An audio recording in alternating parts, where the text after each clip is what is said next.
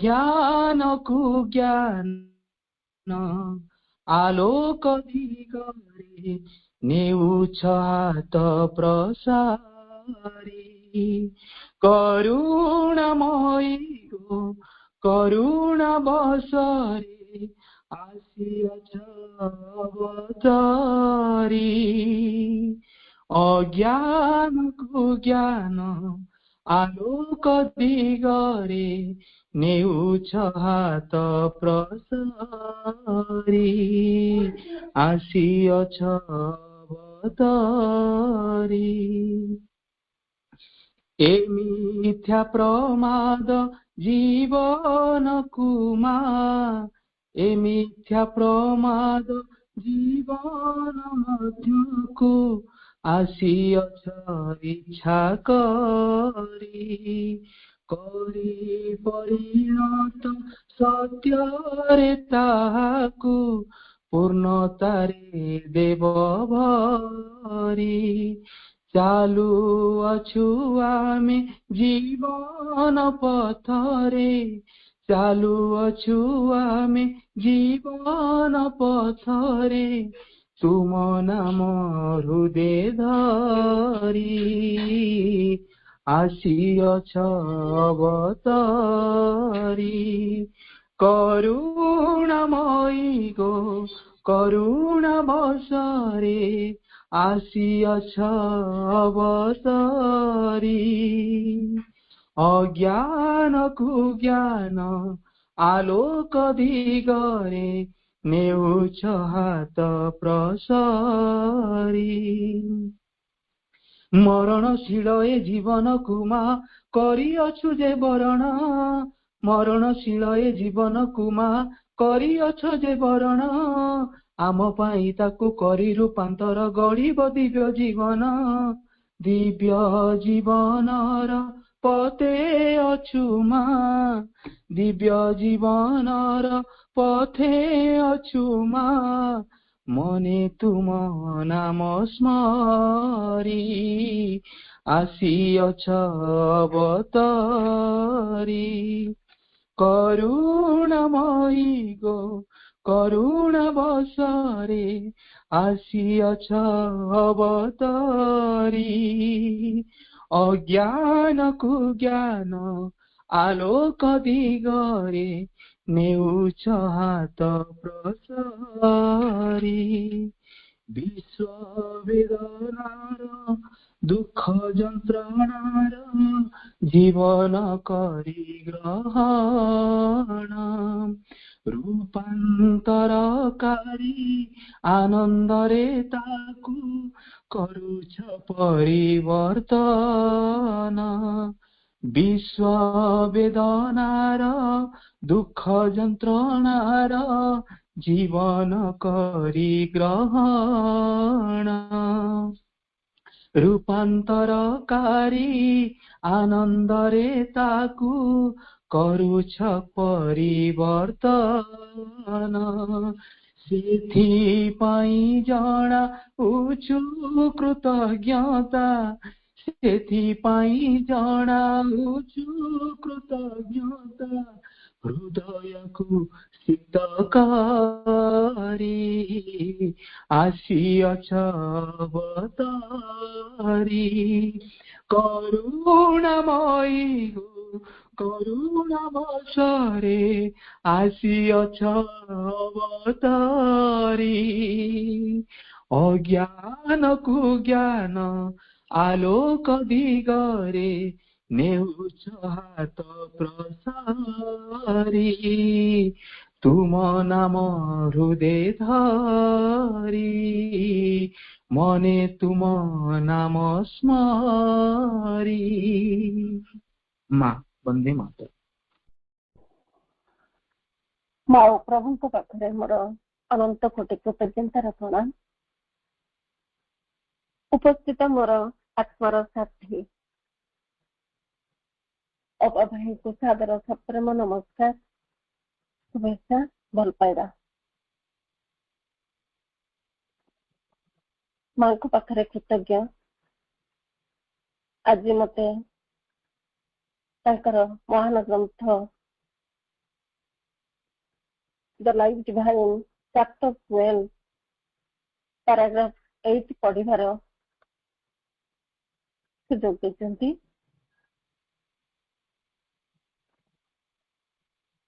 ତ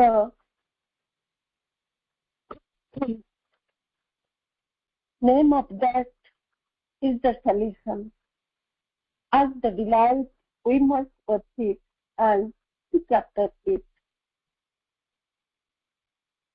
ଆରମ୍ଭରେ କେନୋପନିଷଦରୁ ଆମେ ଏଠି ପଢି ପଢିକି ଆସୁଛେ। ତଦା ନାମ ତଦନୁମିତ୍ତି ଉପାସିତବ୍ୟ। ତାର ନାମ ହେଉଛି ଆନନ୍ଦ। ଆନନ୍ଦରୁ ହିଁ ତାର ଉପାସନା କରିବାକୁ ହେବ, ତାହାକୁ ଖୋଜିବାକୁ ହେବ। ମା ପ୍ରଭୁଙ୍କୁ ପ୍ରାର୍ଥନା କରୁଛି ମୋ ସହିତ ରହି ତାଙ୍କର ଗ୍ରନ୍ଥକୁ ବୁଝିବାରେ ମୋତେ ସହାୟତା ପ୍ରଦାନ କରନ୍ତୁ ଏବଂ ଆମେ ସମସ୍ତେ ତାଙ୍କ କଥା ବୁଝିବାରେ ସମର୍ଥ ହେଉ। ପ୍ରଭୁ କୁହନ୍ତି ଏହି ବିଶ୍ୱର ମର୍ମରେ ଏକାନ୍ତ ଅବିଚ୍ଛେଦ୍ୟ ଭାବରେ ଆନନ୍ଦର ଏକ ମହାସମୁଦ୍ର ପରିବ୍ୟାପ୍ତ ହିଁ ରହିଛି। ଏହି ଆନନ୍ଦ ହେଉଛି ଆମର ଯଥାର୍ଥ ସତ୍ତା। ଏହି ଆନନ୍ଦରେ ହିଁ ସୃଷ୍ଟିର ରହସ୍ୟ ନିହିତ। ଆନନ୍ଦ ହିଁ ସକଳ ଜନ୍ମର ମୂଳ ସ୍ୱରୂପ। ଆନନ୍ଦ ହିଁ ହେଉଛି ସକଳ ସ୍ଥିତିର କାରଣ। ଆନନ୍ଦ ଭିତରେ ସକଳ ଜନ୍ମର ଅବସାନ ଘଟୁଛି। ତାହା ହିଁ ସୃଷ୍ଟିର ଚରମ ବିଶ୍ରାନ୍ତି ସ୍ଥାନ। ପୁଣି ଉପନିଷଦ କୁହନ୍ତି ଆନନ୍ଦରୁ ହିଁ ସକଳ ଭକ୍ତର ଜନ୍ମ ହେଇଛି। ସେମାନେ ଆନନ୍ଦରେ ବଞ୍ଚି ରହିଛନ୍ତି ଆଉ ବଢୁଛନ୍ତି, ପୁଣି ଶେଷରେ ସେଇ ଆନନ୍ଦ ଭିତରକୁ ପ୍ରସ୍ଥାନ କରୁଛନ୍ତି। ଆମେ ପାରାଗ୍ରାଫ 8 କୁ ଯିବା ପୂର୍ବରୁ 6-7 କୁ ଟିକେ ଦେଖିବା, ତାପରେ ଆମର ପାରାଗ୍ରାଫ କୁ ଯିବା। ଷଷ୍ଠ ପାରାରେ ପ୍ରଭୁ କୁହନ୍ତି ବିଶ୍ୱ ସତ୍ତାକୁ ଶାଶ୍ୱତ ସଦ୍ବ୍ରହ୍ମର ସ୍ୱରୂପାନନ୍ଦଙ୍କ ସହ ଯେଉଁ ସମ୍ବନ୍ଧ ରହିଛି ସେ ସବୁକୁ ଆମେ ତାଙ୍କର ଲୀଳା ବୋଲି ଦେଖିବା, ଉପଲବ୍ଧି କରିବା। ପ୍ରଭୁ ଯାହା କହୁଛନ୍ତି, ଯାହା କରୁଛନ୍ତି ସବୁ କେବଳ ତାଙ୍କ ଆନନ୍ଦର ଲୀଳା ପାଇଁ ହିଁ କରୁଛନ୍ତି। ସେମାନେ ତାଙ୍କର ଉଦ୍ଦେଶ୍ୟ ରହୁଛି କେବଳ ତାଙ୍କ ଲୀଳାରେ ଆନନ୍ଦକୁ ପରିପ୍ରକାଶ କରିବା। ଶିଶୁ ଭିତରେ ଆସେ ଯୋଉ ଆନନ୍ଦ, କବିର କବିତାର ପଂକ୍ତିରେ ଯେଉଁ ଆନନ୍ଦ, ଅଭିନେତାଟିର ଅଭିନୟ ଭିତରେ ଉକୁଟି ଉଠୁଥିବା ଯୋଉ ଆନନ୍ଦ, ଆଉ ଯନ୍ତ୍ରଟିଏ ତିଆରି କରିଥିବା ଯନ୍ତ୍ରଟିର ଯୋଉ ଆନନ୍ଦ, ସବୁ ଭିତରେ କେବଳ ସେ ଗୋଟେ କଥା କଣ ନା ସବୁ ପ୍ରେରଣା ଆସୁଛି କେବଳ ଆନନ୍ଦ ପାଇଁ। କାହିଁକି ନା ସେ ଲୀଳା ରଚିଛନ୍ତି କେବଳ ଆନନ୍ଦ ପାଇଁ। ଏହି ଲୀଳାରେ ସେ ନିଜେ ଲୀଳା କରୁଛନ୍ତି, ନିଜେ ଲୀଳାକାର, ପୁଣି ନିଜେ ଲୀଳାଙ୍ଗନ। ଅର୍ଥାତ୍ ପ୍ରଭୁ କୁହନ୍ତି ସେଇ ଶାଶ୍ୱତ ପରମ ନିଜେ ଖେଳଟିଏ ସୃଷ୍ଟି କରିଛନ୍ତି, ନିଜେ ସେଥିରେ ଖେଳୁଛନ୍ତି। କୋଉଠି ଖେଳୁଛନ୍ତି ନା ନିଜେ ରଚିଥିବା ସେଇ ଖେଳ ପଡିଆଟି ଭିତରେ। ଏହି ସବୁ କଥା ପଢିଲେ ଆମକୁ ସତରେ ସବୁ ସମାଧାନ ମିଳିଗଲା ଭଳି ଲାଗେ। ସବୁ ତ ସିଏ କରୁଛନ୍ତି, ସୃଷ୍ଟି ତ ତାଙ୍କର, ସୃଷ୍ଟିର ସବୁ ଅଣୁ କଣା ଭିତରେ ସିଏ ଅଛନ୍ତି। ସେ ନିଜକୁ ଅଭିଷିତ କରି ରଖିଛନ୍ତି କେବଳ ତାଙ୍କ ଲୀଳା ପାଇଁ, ତାଙ୍କ ଖୁସି ପାଇଁ। ତେବେ ଆମେ କାହିଁକି ଦୁଃଖ ହଉଛୁ? ଆମେ କାହିଁକି ପରସ୍ପରକୁ ଦୋଷାରୋପ କରୁଛୁ?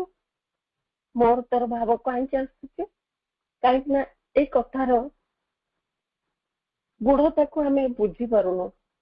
ଏବେ ଆକୁ ପଢିଲେ ଆମର କିଛି କିଛି ଖୋଲି ଖୋଲି ଗଲା ଭଳି ବୋଧ ହଉଛି।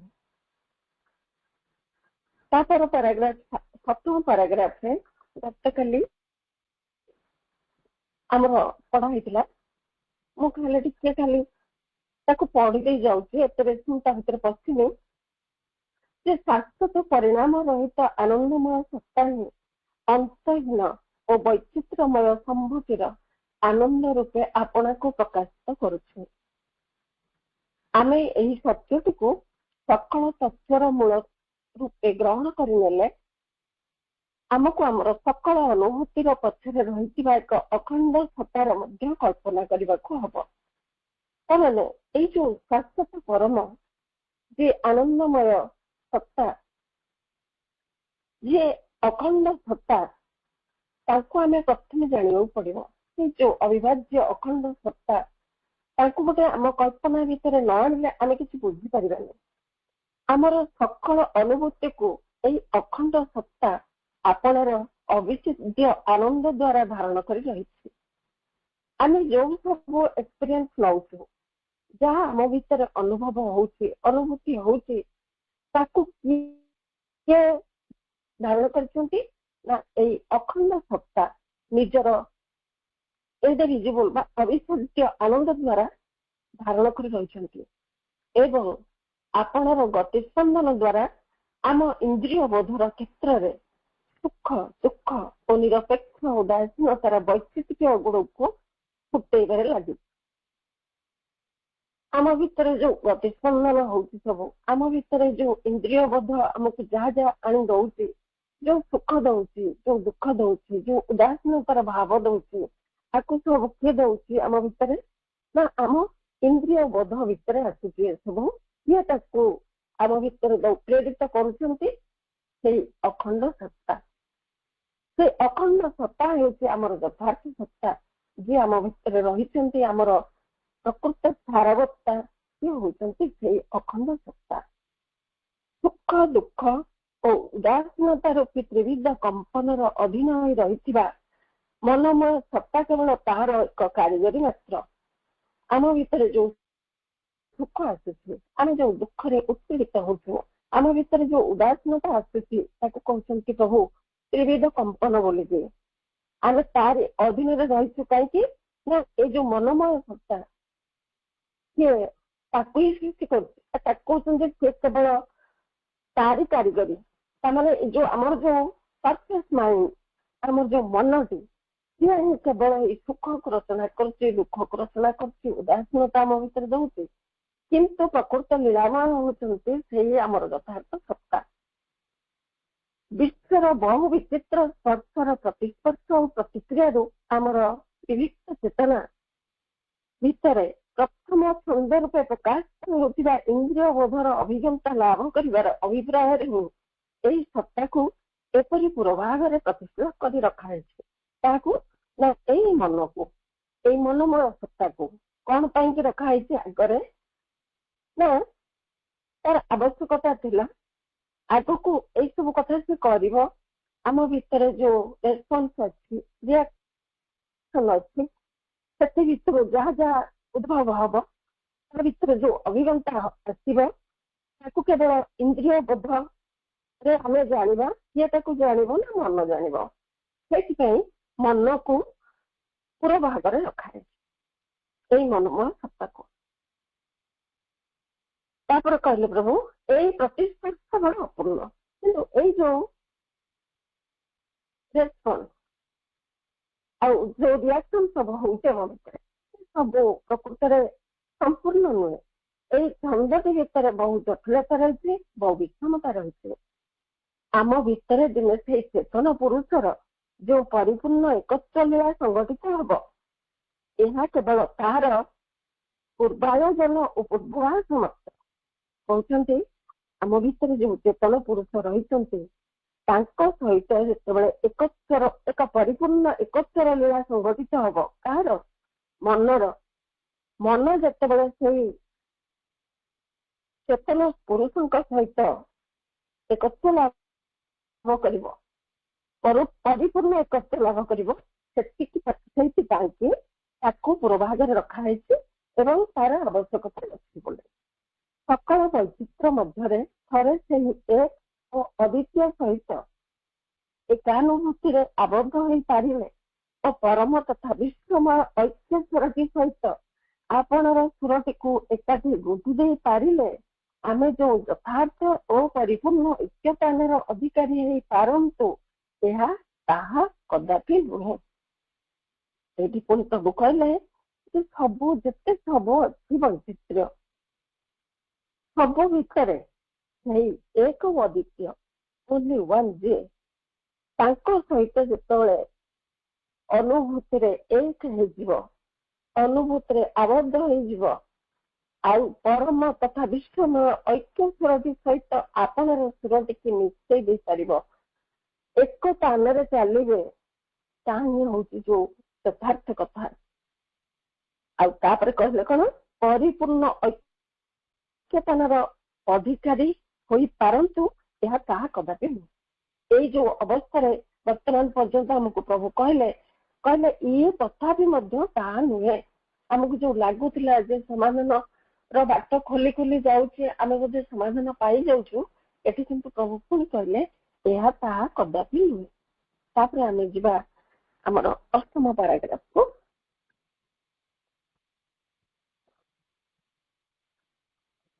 If this view be right, then certain consequences inevitably impose themselves.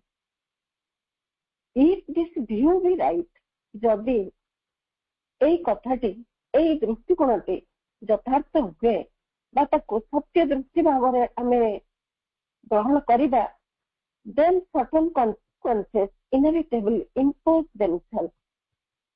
ତେବେ ସେଥିରୁ ନିଶ୍ଚିତ ହେଉଥିବା କେତୋଟି ସିଦ୍ଧାନ୍ତକୁ ଆମକୁ ଗ୍ରହଣ କରିବାକୁ ହବ ବା ଗ୍ରହଣ କରିବା ଅବସମ୍ଭାବୀ ହେଇପଡିବ, ଅନିବାର୍ଯ୍ୟ ହେଇପଡିବ। କଣ ସେ? In the first place, since in our death we ourselves are that one, since in the reality of our being we are the indivisible all consciousness, and therefore the inalienable all bliss. The disposition of our sensational experience in the three vibrations of pain, pleasure, and indifference can only be a superficial arrangement created by that limited part of ourselves, which is uppermost in our waking consciousness. कौन कहले? In the first place, प्रथम, since in our death we ourselves are that one. प्रथम कहले आम गभीर जे विराजमान करुछन्ते, जो अद्वितीय परम, that one चैप्टर, जो परम सत्ता, अद्वितीय परम सत्ता आम भितरे, आम हृदय गभीर विराजमान करुछन्ते. Since in the reality of our being we are the indivisible all consciousness, and therefore the inalienable all bliss, the disposition of our sensational experience in the three vibrations of pain, pleasure, and indifference can only be a superficial arrangement. जदि आम सत्तार वास्तवतारे आमे एई जो indivisible बा अविभाज्य सर्वमय चेतना एवं से अविच्छेद्य सर्वमय आनंद ही आमर यथार्थ और अभिन्न परिचय हुए, तेबे can only be a superficial arrangement created by that limited part of ourselves which is uppermost in our waking consciousness. तेबे आम इंद्रियानुभूति को मध्य सुख दुख उदासीनतार त्रिविध कंपन रे भाग भाग करदेवा को चेष्टा कले ताकू केवल बाह्य व्यापार बोली कहबाकू हेबो, जहाँ आम जाग्रत अवस्थार सबुठारु उपरी भाग रे आम सत्तार जो लिमिटेड पार्टी ବା ସୀମାବଦ୍ଧ ଅଂଶଟି କାର୍ଯ୍ୟ କରୁଛି, ଏହି ଆୟୋଜନଟି କେବଳ ତାରି ସୃଷ୍ଟି। ସେ କିଏ? ନା ସେ ହଉଛି ଆମର ମନଟି। ଆଉ ଥରେ ଦେଖିବା, କହିଲେ ସେ ପ୍ରଥମତଃ ଆମ ଗଭୀରରେ ଯୋଉ ଅଦ୍ୱିତୀୟ ପରମ ସତ୍ତା ରହିଛନ୍ତି, ଯଦି ଆମ ସତ୍ତାର ବାସ୍ତବତାରେ ଆମେ ସେଇ ଅବିଭାଜ୍ୟ ସର୍ବମୟ ଚେତନା ସହିତ ଏକ ରହିଥିବା ଏବଂ ସେଇଥିପାଇଁ ସେ ଅବିଚ୍ଛେଦ୍ୟ ସର୍ବମୟ ଆନନ୍ଦ ବା ଅଲ୍ ବ୍ଲିସ୍ ସିଏ ହିଁ ଆମର ଯଥାର୍ଥ ଆଉ ଅଭିନ୍ନ ପରିଚୟ ହୁଏ।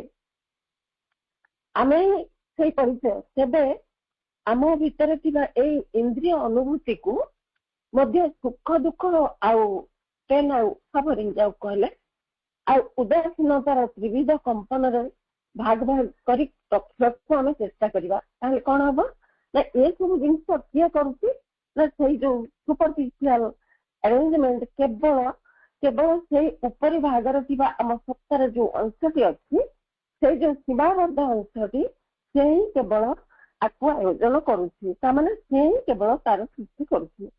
ଆଉ ଆକୁ ଆମକୁ ଲାଗୁଛି ଇଏ ଆଉ କିଏ ନୁହଁ, ଉପରି ଭାଗରେ କେବଳ ରହିଛି ବର୍ତ୍ତମାନ ସେଇ ମନଟି, ସେ ଗଭୀରକୁ ଯାଇନାହିଁ। ତାପରେ ସେଣ୍ଟେନ୍ସରେ କହିଲେ behind there must be something in us much vaster, profounder, truer than the superficial consciousness which takes delight impartially in all experiences. It is that delight which secretly supports the superficial mental being and enables it to persevere through all labor, suffering, and ordeal in the agitated movements of the becoming. Behind there must be something in us. ତା ପଛରେ ଆହୁରି କିଛି ରହିଛି। Behind there must be something in us. ଏଇ ଉପରି ଭାଗସ୍ଥ କଥାଟି କହିଲେ ଯୋଉ ଲିମିଟେଡ ପାର୍ଟଟି ଅଛି, ଯେ ଏଇ ମୁଖ୍ୟ କାର୍ଯ୍ୟଟି କରୁଛି ବର୍ତ୍ତମାନ ଆମ ଭିତରେ, ଏ ସବୁ କେବଳ ତାରି ସୃଷ୍ଟି ବୋଲି କହୁଛନ୍ତି। ତାପରେ କହୁଛନ୍ତି ପ୍ରଭୁ ଯେ ତାର ପଶ୍ଚାତରେ ଆଉ କିଛି ରହିଛି। କଣ ରହିଛି ନା ଯିଏ ମଷ୍ଟ ସିଏ ଅଧିକ ମାନେ ଏଇ ଯୋଉ ବାହାର ଚେତନା ଠାରୁ ସେ ଅଧିକ ପରିବ୍ୟାପ୍ତ, ପ୍ରସାରିତ, ପ୍ରଫାଉଣ୍ଡ, ଅଧିକ ଗଭୀର, ଟ୍ରୁଅର, ଅଧିକ ସତ୍ୟ, which takes delight impartially in all experiences. ଯିଏ ସମସ୍ତ ଅନୁଭୂତିରେ କୌଣସି ପକ୍ଷପାତ ନ ରଖି କେବଳ ଆନନ୍ଦ ହିଁ ଗ୍ରହଣ କରୁଛି। It is that delight which secretly supports the superficial mental being and enables it to persevere through all labor, suffering, and ordeal in the agitated movement of the becoming. ଆମର ଏଇ ଯୋଉ ବହିରଙ୍ଗ ବା ବାହାରେ ଥିବା ମନସ୍ଚେତନା ଅତି ଗୁପ୍ତ ଭାବ ଏଇ ଆନନ୍ଦକୁ ସପୋର୍ଟ କରୁଛି ବା ସପୋର୍ଟ କରି ରହିଛି ବା ଧାରଣ କରି ରହିଛି। ତାପରେ ପୁଣି ସେ କଣ କରୁଛି, ଏଠି ଏନେବଲ ଇଟ୍, ତାକୁ କଣ କରୁଛି ନା ଏଇ ଯୋଉ ଆନନ୍ଦରେ ସିଏ ଲାଗି ରହିବାରେ ତାକୁ ସେ ଏନେବଲ କରୁଛି, ସମର୍ଥ କରୁଛି। To all labour, all suffering and ordeal in the agitated movement of the becoming. ସମସ୍ତ ଶ୍ରମ, ଦୁଃଖ, ଯନ୍ତ୍ରଣା ଓ ପରୀକ୍ଷା ମାଧ୍ୟମରେ ସେ ତାକୁ ସପୋର୍ଟ କରୁଛି, ସେ ତାକୁ ଧାରଣ କରି ରହିଛି ଆଉ ତାକୁ ସମର୍ଥ କରୁଛି। କିଏ ସେ ନା ଏଇ ଯୋଉ ଉପରି ଭାଗସ୍ଥ ବହିରଙ୍ଗ ମନସ୍ଚେତନା।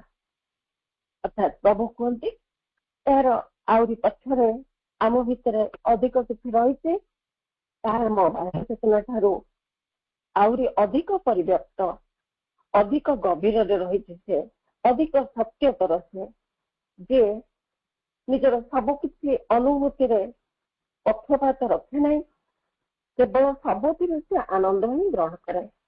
ଆମର ଏଇ ଆନନ୍ଦ ଯିଏ ଗୁପ୍ତ ଭାବରେ ଆମର ଏଇ ଯୋଉ बहिरंग मन चेतना को आश्रय कर रही धारण कर रही पुणी आनंद ही समर्थन करुच्ची बल दौची कौन से लगी रहा जिते दरकार पड़ुची श्रम करने को जिते दरकार पड़ुची दुख सहवाक जंत्रणा सहवाक परीक्षा देकी जीवाई कि सब भीतर देकी जीवाक पढ़िले भी यही आनंदर अन्वेषण लगी रही कहीं धारण कर समर्थ करुच्ची बल दौचे that which we call ourselves is only a trembling ray on the surface.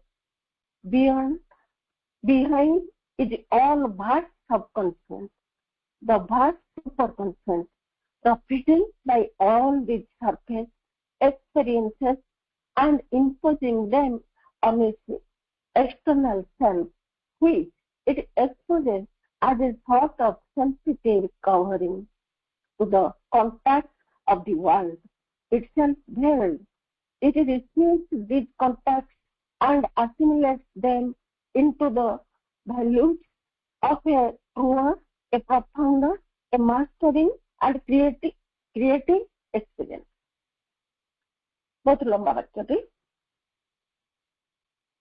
that which you call ourselves आमे जहाँ को निज बोली कहूँ बा आम निजर बोली कहूँ बा मु बोली कहूँ ता केवल उपरी भागरे कंपन सृष्टि करुवा एक किरण कणा मात्र इज ओनली ट्रेम्बलिंग रे ऑन द सरफेस आमे जो मु तई कहि दउची मु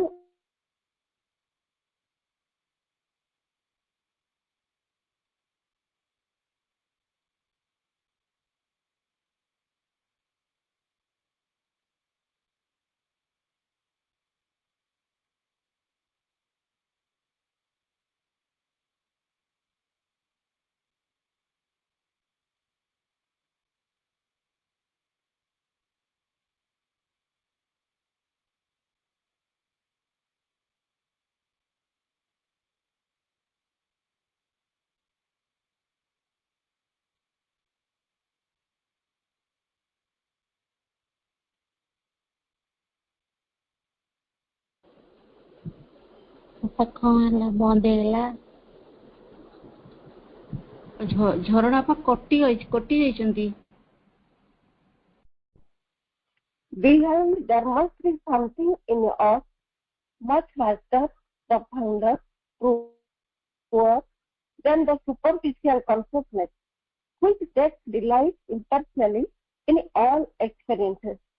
It is that delight which secretly supports the superficial mental being and enables it to persevere through all labor, suffering, and ordeals in the agitated movement of the becoming.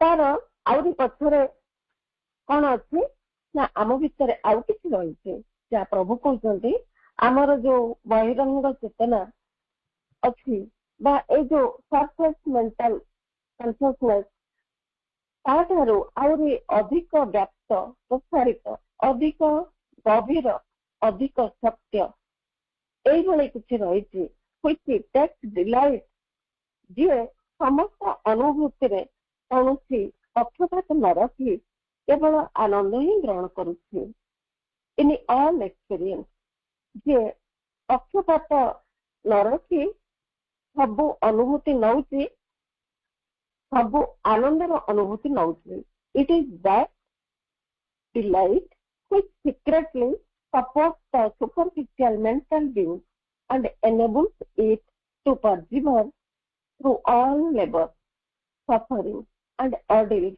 in the agitated movement of the becoming.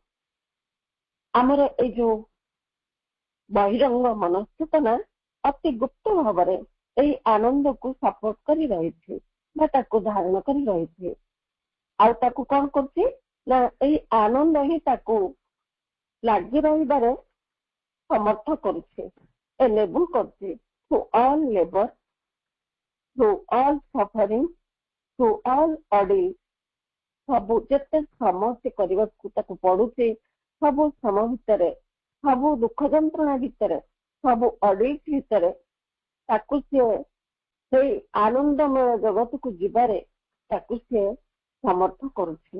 ଅର୍ଥାତ୍ ଯେ ଏହାର ଆହୁରି ପଛରେ ଆମ ଭିତରେ ଆହୁରି ଅଧିକ କିଛି ରହିଛି ଯାହା ଆମ ବାହ୍ୟ ଚେତନା ଠାରୁ ଅଧିକ ପରିବ୍ୟାପ୍ତ, ଅଧିକ ଗଭୀର ଓ ଅଧିକ ସତ୍ୟତର ହେଇକି ରହିଛି। ଯେ ନିଜ ସମସ୍ତ ଅନୁଭୂତିରେ କିଛି ପକ୍ଷପାତ ନ ରଖି ସବୁଥିରୁ ଆନନ୍ଦ ହିଁ ଗ୍ରହଣ କରୁଛି। ଆମର ଏଇ ଆନନ୍ଦ ଯେ ଗୁପ୍ତ ଭାବରେ ଆମ ବହିରଙ୍ଗ ମନଶ୍ଚେତନାକୁ ଆଶ୍ରୟ କରି ରହିଛି ବା ଧାରଣ କରି ରହିଛି। ପୁଣି ଏହି ଆନନ୍ଦ ହିଁ ତାକୁ ସମର୍ଥନ କରୁଛି, ବଳ ଦଉଛି। କଣ ପାଇଁ ନା ଯେତେ ମାନେ ସେଇ ଆନନ୍ଦ ଆଡକୁ ଯିବା ପାଇଁ ଦରକାର ପଡିଲେ ଯେତେ ତାକୁ ଶ୍ରମ କରିବାକୁ ହଉ, ଯେତେ ତାକୁ ଦୁଃଖ ସହିବାକୁ ହଉ, ଯେତେ ଯନ୍ତ୍ରଣା ପାଇବାକୁ ହଉ, ସବୁ ପରୀକ୍ଷା ଦେଇ ଯିବାକୁ ହଉ, ତାକୁ ସେଥିପାଇଁ କି ଲାଗି ରହିବାକୁ ପଡିବ ଆଉ ସେଇ ଆନନ୍ଦକୁ ଅନ୍ୱେଷଣ ସେ କରିବ। That we call ourselves is only a trembling ray on the surface. Behind is all vast subconscious, the vast superconscious, profiting by all these surface experiences and imposing them on its external self, which it exposes as a sort of sensitive covering to the contact of the world. It's itself veiled.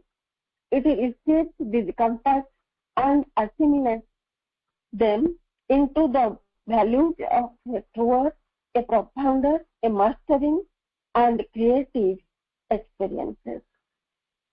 That which we call ourselves.